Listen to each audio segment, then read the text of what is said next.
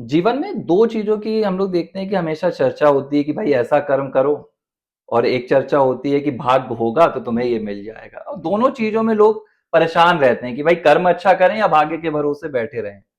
तो मेरा तो यही सवाल है कि आखिर ये कर्म और भाग्य है क्या? कर्म और भाग्य दोनों एक सिक्के के दोनों पहलू हैं।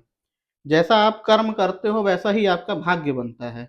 ये तो कुछ इस तरह से हुआ कि जैसे आप दिन भर कमा रहे हो, कमाते-कमाते आपके कुछ पैसे इकट्ठे हो गए। जो पैसे आपने इकट्ठे किए हैं वो आपका भाग्य हो गया, लेकिन जो पैसे इकट्ठे हुए उसके पहले आपने कर्म किया।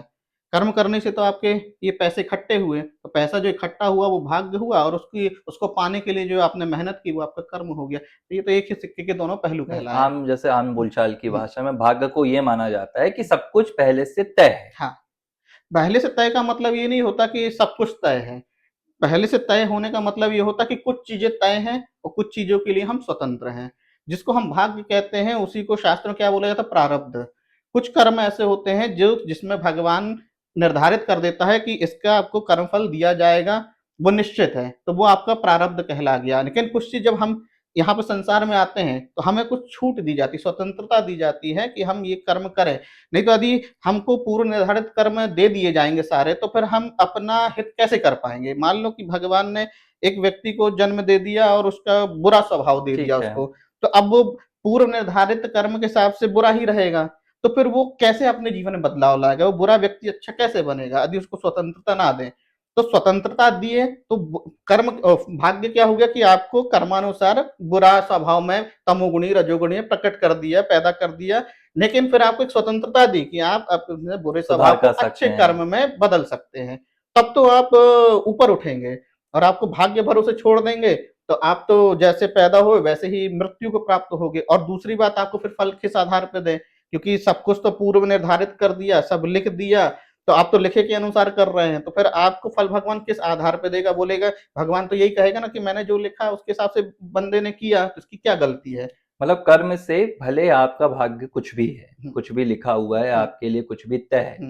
लेकिन अगर आप उसके विपरीत कर्म करोगे तो भाग्य आपका कट जाएगा, अच्छा-बुरा, भाग्य नहीं कटता है। भाग्य प्रारब्ध भोगना ही हाँ, पड़ेगा। भार आप उस प्रारब्ध को बिना भोगे प्रारब्ध नहीं खत्म किया जा सकता। प्रारब्ध का ये कह सकते हैं कि उसका आप डेंसिटी कम कर सकते हैं। मतलब उसकी चीज़ों का घनत्व जिसको हम कहेंगे कम-ज़्यादा कर सकते हैं। जैसे कि बाहर बारिश हो रही है, प्रारब्ध है, ठीक निश्चित है, है म प्रकृति आपके हिसाब से काम ठीक नहीं है। कर रही आप है। छतरी लेके निकल हाँ, जाओ। तो अब आप बाहर जाओगे साधारण तौर पे तो आप क्या हो जाओगे गीले। तो ये तो प्रारब्ध है, गीला होना निश्चित है यदि आप जा रहे हो, लेकिन अब आपका जाना भी ज़रूरी है। तो आप क्या करोगे रेनकोट पहन लोगे या छाता लगा लोगे। तो बारिश भी हो रही है, आपने रेनकोट छाता पहन लिया तो आप बारिश से बच भी गए। तो प्रारब्ध भी आपने भुगत लिया बारिश और आप उससे बच भी गए।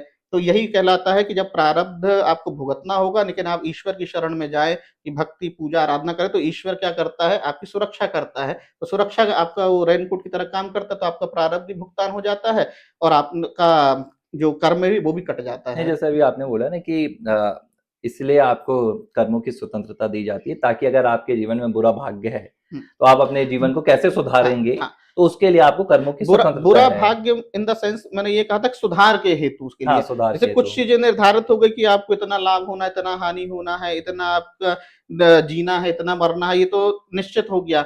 लेकिन अब आपको उसमें लाभ-हानि जो आपको होनी है, वो आपको भुगतनी पड़ेगी। लेकिन आप अपने जीवन को श्रेय कैसे बनाएँ? आप अपने जीवन को कैसे ऊपर उठाएँ? उसके लिए तो आपको स्वतंत्रता देनी पड़ेगी ना। आप आपको हानि भी हो रही है, तो भी आप अपने जीवन को उठा सकते हो। कि भाई आप ये मान सकते हो कि भाई ये मैंने कुछ बुरा कर्म किया था, उसके फलस्वरूप आज मुझे ये हो रहा है, तो आगे ऐसा मेरे साथ ना हो। तो उसके लिए मैं क्या करूँ? मैं अच्छा काम करूँ।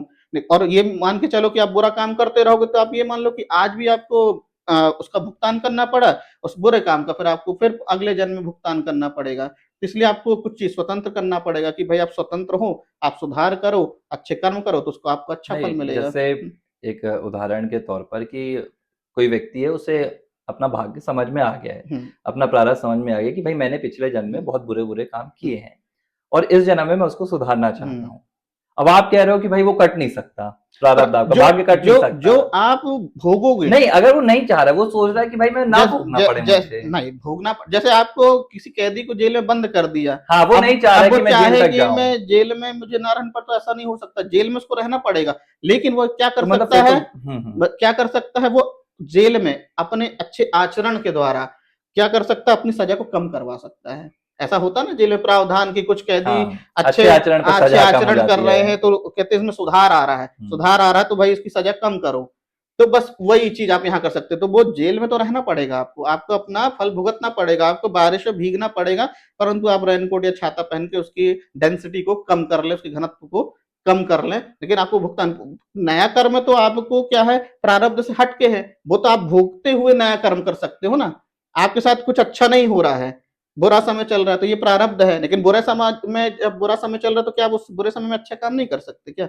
दोनों चीज हो सकती है ना, बुरा भी भुगत रहे हो और बुरे के समय के साथ साथ आप कुछ अच्छा काम भी करते जा रहे हो, जिससे में आगामी आपको इसका भुगतान ना करना पड़े। जैसे आपको बुरा समय चल रहा था, आप ईश्वर आराधना कर रहे हो, तो बुरा समय जो चल रहा है आपका, वो भी आप भुगतान करते जा रहे हो, साथ में अच्छा कर्म किया, भगवान की आराधना या कुछ और दान पुण्य या जो भी आप अच्छा कर्म की श्रेणी में लेते वो करते जा रहे हो, दोनों कर्म इकट्ठे तो तो होते जा रहे इन हैं। बातों से तो फिर ऐसा लग रहा है ना कि भाई भाग्य है वो ज्यादा ताकतवर है, और आप कितना भी कर लो प्रयास, लेकिन अगर आपका देखो अब अलग शरीर तो अलग अलग रहेगा, ठीक है, आप आत्मा की बात करते हो कि आत्मा के साथ जुड़ा रहता है। अब पिछले जो जीवन में वो एक अपराधी था, जीव अपराधी था, उसने बुरे अपराध किए, ये वाला जो उसको शरीर मिला उसको एक अच्छा परिवार मिल गया, संत जीवन मिल गया। अब वो सोच रहा है कि भाई जब ये जीवन में मुझे पता चल गया है कि पिछला मेरा जीवन पापों से भरा हुआ था और मैं इस जीवन में सुधार चाहता हूं, और मैं उन पापों को इस जीवन में नहीं भोगना चाहता, और वो सोचे कि मैं इतने अच्छे कर्म करूं, ईश्वर की भक्ति करूं, आराधना करूं, साधना करूं, और इन पाप कर्मों को अपने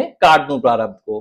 तो आप तो कह तो रहे हैं कि कट ही नहीं सकता, तो तो फिर कर्म तो छोटा हो गया, नहीं कर्म, भाग्य के सामने व्यक्ति विवश है। कर्म कहाँ छोटा हुआ, कर्म ने तो प्रारब्ध को कम कर दिया ना। कम आपके किया, दुख, खत्म तो नहीं हाँ कर तो वही पाया मैंने ना। कहा काटता नहीं है ना, इसलिए तो मैं कहा कर्म बलवान हुआ। कर्म बलवान ना होता तो प्रारब्ध को आपको पूरा पूरा भुगतान करना पड़ता। मान लो कि आपके प्रारब्ध में लिखा है कि आपको करोड़ों रुपए का नुकसान होने वाला है, लेकिन आपने उसी समय अच्छा कर्म किया, भगवान से प्रार्थना की किसी भी तौर पे, तो हो सकता है कि भगवान आपको 50, 100, 200, 500, 1000 का नुकसान करा के आप उस प्रारब्ध को काट दे, पर नुकसान तो हुआ ना। पर करोड़ ना होकर कितने का नुकसान हुआ, 1000 का हुआ, 500 का हुआ, तो नुकसान भी हुआ और कम हुआ, हाँ लेकिन डेंसिटी कम। तो किसने किया, ये कर्म ने किया ना, आपके अच्छे कर्म ने किया। तो फिर भाग्य कहाँ बलवान, भाग्य से ज्यादा बलवान तो कर्म हुआ ना, जिसने आपके प्रारब्ध को भी कम किया और आपके आगामी भाग्य को भी सुरक्षित किया। अच्छा, फिर ठीक है, अगर ये वाली थ्योरी है कि कर्म आपको रिड्यूस कर देता है, हाँ आपके जो हाँ, वो रहते हैं प्रारब्ध के पाप उनको कम कर क्योंकि देता क्योंकि है। यदि भगवान आपके कर्म के फल को क्षमा कर देगा तो फिर वही होगा ना कि फिर आपको फल कहाँ दिया तो उसने। फिर ये एक फिर तो दूसरे के विपरीत हैं, कर्म और भाग्य, या विप- इनका कोई कोरिलेशन विपरीत है? नहीं है, ये तो वही चीज हो गई ना, जो आपने जो कर्म किया उसका फल मिला, जो जो आपने मेहनत सुबह से शाम की पैसे कमाने के लिए, उस मेहनत का ही तो रिजल्ट है वो पैसा। इस जन्म के कर्म हाँ, अगले जन्म का प्रारब्ध बनेगा। प्रारब्ध बन जाएगा। आप देखिए ना, तो प्रारब्ध फिर एक, बाद में ही बनता है, जैसे हाँ, आप दिन भर पहले मेहनत करेंगे, हम्म, काम करेंगे, तो फिर सैलरी पैसा आएगी। मिलेगा, तो पैसा सेकेंडरी है ना, वो फल है। और जो आपने काम किया वो कर्म है, तो प्रारब्ध तो बाद में ही बनेगा ना, पहले कर्म करो तो प्रारब्ध बनेगा, बिना कर्म के आपको प्रारब्ध कैसे दे देंगे।